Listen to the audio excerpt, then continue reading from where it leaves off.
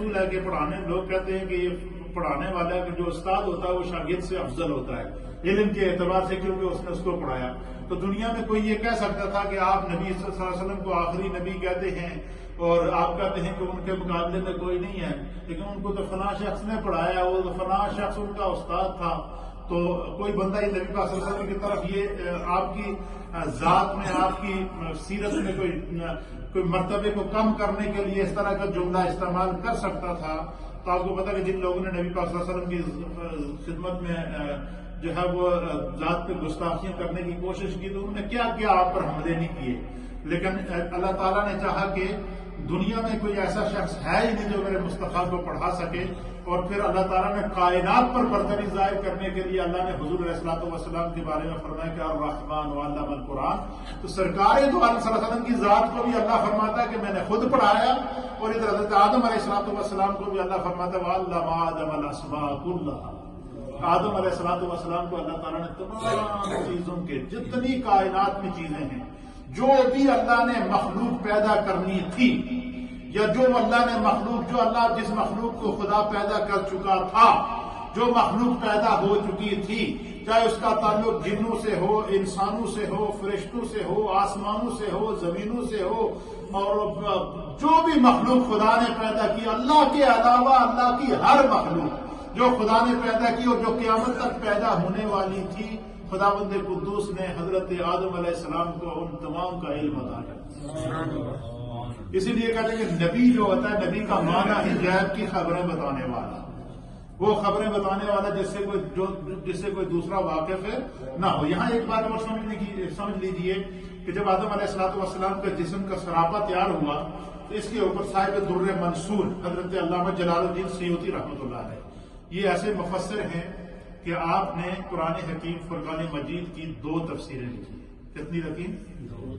ایک تفسیر آپ نے لکھی جلالین، اور ایک تفسیر لکھی تفسیر در منصور. اور اس تفسیر در منصور کے اندر آپ امام مسلم، امام احمد اور امام بخاری کے حوالے سے علامہ جلال الدین سیوطی روایت لگائی تھی کہ حضرت ابو ہریرہ رضی اللہ تعالیٰ عنہ بیان کرتے ہیں کہ نبی اکرم صلی اللہ تعالیٰ علیہ وسلم نے فرمایا کہ جب اللہ تعالیٰ نے حضرت آدم علیہ نبینا علیہ الصلوۃ والسلام کو پیدا فرمایا تو اس وقت حضرت آدم علیہ الصلوۃ والسلام کا جو قد مبارک تھا یہ 60 گز لمبا تھا. کتنا تھا؟ یہ بھی بحثیت ہے علم. سب سے پہلا انسان حضرت آدم کو جو اللہ نے پیدا فرمایا تو حضرت آدم علیہ الصلوۃ والسلام کا 60 زرا کہتے ہیں یہ ہاتھ کی یہاں سے لے کر کونی تک، یہ جو ہاتھ یہ 1 زرا کتنا ہے؟ 1 زرا ہے. اس کو آدھا گز کہتے ہیں. اور 60 زرا کا مطلب ہے کہ جو 30 جس کو ہم انگریزی میں میٹر کہتے ہیں، کیا کہتے ہیں؟ لمبائی کے اعتبار سے حضرت آدم علیہ السلام کا جو قد مبارک تھا یہ 30 گز تھا، 30 میٹر تھا. لمبائی کے اعتبار سے کتنا تھا؟ 30 انگریزی میٹر جس کو بولتے ہیں، 30 میٹر تھا. اور جو شرعی گز ہے جس کو زرا کہتے ہیں، یہ یہاں سے لے کر کونی تک یہ 1 زرا کہلاتی ہے. اس کے مطابق 60 ہاتھ یعنی 60 گز اس کو کہتے ہیں جو ہے وہ آپ کا قد مبارک کا وہ یہ نبی پاک صلی اللہ علیہ وسلم نے بیان فرمایا ہے. اور فرمایا کہ جب حضرت آدم علیہ السلام کا قد جو ہے وہ 60 زرا 30 انگریزی گز تھا. اور فرمایا کہ اللہ تعالیٰ نے فرمایا کہ جاؤ فرشتوں کی اس جماعت کو سلام کرو. تو وہ کیا جواب دیتے ہیں؟ تو حضرت آدم علیہ السلام اللہ کے حکم کے اوپر اٹھے. 60 گز کا 30 انگریزی میٹر کا آپ کا لمبا قد تھا. آپ اس قد سے چلتے چلتے فرشتوں کے سامنے گئے اور فرشتوں کو کہا گیا السلام علیکم ورحمۃ اللہ. السلام علیکم.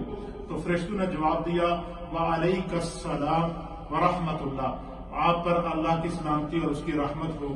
پھر جو ہے وہ حضرت آدم علیہ السلام کو فرمایا کہ نبی پاک صلی اللہ علیہ وسلم فرماتے ہیں کہ فرشتوں نے رحمت اللہ کا لفظ پڑھایا. حضرت آدم علیہ السلام نے کیا کہا؟ السلام علیکم.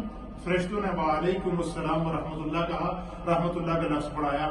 پھر فرمایا کہ نبی پاک صلی اللہ علیہ وسلم نے حضرت آدم علیہ السلام نبی پاک فرماتے ہیں کہ جو شخص بھی آدم کی صورت پر جنت میں داخل ہوگا اس کے بعد حضرت آدم علیہ السلام کو یہ ابھی دنیا میں جتنے بھی ہمارے قد ہیں، حضور نے فرمایا کہ آدم علیہ السلام کا قد کتنا تھا؟ 30 میٹر اور 60 زرا 60 ہاتھ. تو فرمایا کہ جو بھی حضرت آدم علیہ السلام کی مثل جنت میں داخل ہوگا، یعنی جو بھی انسان مسلمان چاہے اس کا تعلق کسی بھی امت سے ہو، وہ اولاد آدم میں سے ہے، وہ کسی بھی نبی پر ایمان لایا ہو، وہ جنتی ہے۔ فرمایا کہ جو بھی ہم میں سے انسان جنت میں داخل ہوگا، جب ہم جنت میں داخل ہوں گے تو ہم میں سے ہر ایک کا قد 60 گز ہوگا، 30 میٹر ہوگا۔ نبی پاک نے فرمایا کہ جو شخص بھی آدم کی صورت پر جنت میں داخل ہوگا اس کا طول 60 ذراع ہوگا، پھر یہ طول بتدریج کم ہوتا رہا، اب اتنا طول رہ گیا کہ جس وقت اس وقت جو ہے یہ آہستہ آہستہ پھر انسانوں میں قد کم ہوتا اس وقت جو ہے وہ نبی پاک صلی اللہ علیہ وسلم، اس سے پہلے نبی پاک انبیاء اکرام کی جو امتیں اور ان کی عمریں تھی بڑی زیادہ ہوتی تھی، تو نبی پاک صلی اللہ علیہ وسلم پر ایک دفعہ یہ بات گراں گزری اور آپ نے سوچا کہ میری امت کی عمریں بھی چھوٹی ہیں اور پہلی امتوں کو اتنی اتنی عمریں ملی ہیں۔